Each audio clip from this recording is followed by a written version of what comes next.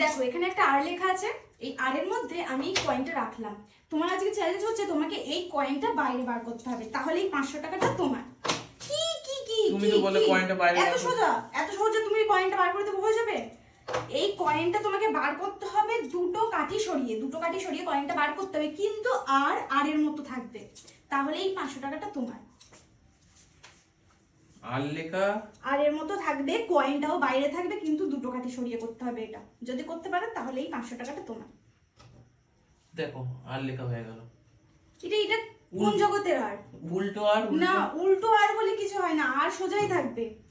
আর তোমাকে দুটো কাঠি সরাতে হবে, একটা কাঠি সরিয়ে তুমি আর করে দিলে এটা তো হবে না। আমার আর আর যদি করার ওটা আরও না, দুটো কাঠি সরিয়ে আর করতে হবে, কিন্তু কাঠিটাও মানে কয়েনটাও বাইরে থাকবে।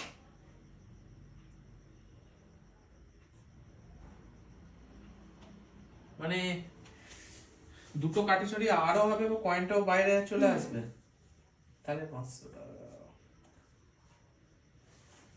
সম্ভব এটা?